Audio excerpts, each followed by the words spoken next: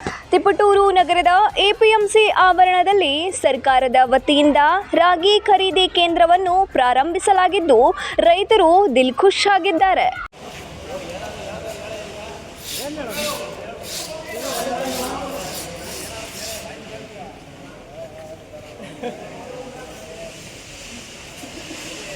ರಾಜ್ಯ ಸರ್ಕಾರವು ರಾಗಿಗೆ ಬೆಂಬಲ ಬೆಲೆಯಾಗಿ 4,886 ರೂಪಾಯಿಗಳನ್ನು ನೀಡುತ್ತಿದ್ದು ರೈತರು ಬೆಳಗಿನಿಂದಲೇ ಸರತಿ ಸಾಲಿನಲ್ಲಿ ನಿಂತು ತಮ್ಮ ರಾಗಿಯನ್ನು ರಾಗಿ ಖರೀದಿ ಕೇಂದ್ರಕ್ಕೆ ನೀಡುತ್ತಿರುವುದು ಕಂಡುಬರುತ್ತಿದೆ. ಈ ನಡುವೆ ರೈತ ನಂಜಪ್ಪ ಮಾತನಾಡಿ, ಯಾವುದೇ ಗೊಂದಲವಿಲ್ಲದೆ ರಾಗಿ ಖರೀದಿ ಕೇಂದ್ರ ನಡೆಯುತ್ತಿರುವುದು ಖುಷಿಯ ವಿಚಾರವಾಗಿದೆ.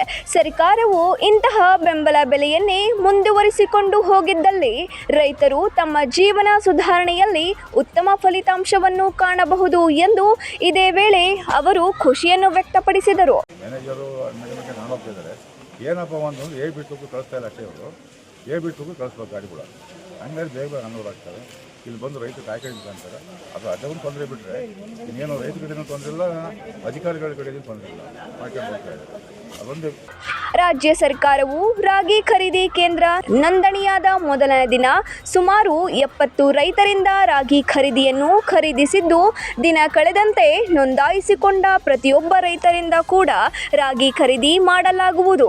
ಹಾಗಾಗಿ ತಿಪಟೂರು ರಾಗಿ ಖರೀದಿ ಕೇಂದ್ರವು ಯಾವುದೇ ಅಡಚಣೆ ಇಲ್ಲದೆ ನಿರ್ವಿಘ್ನವಾಗಿ ರೈತರಿಂದ ಖರೀದಿಸುತ್ತಿದ್ದು, ರೈತರಿಂದ ಉತ್ತಮ ರೆಸ್ಪಾನ್ಸ್ ದೊರೆತಿದೆ ಎಂದರೆ ತಪ್ಪಾಗಲಾರದು. 9 ಲೈವ್ ನ್ಯೂಸ್ ತಿಪಟೂರು.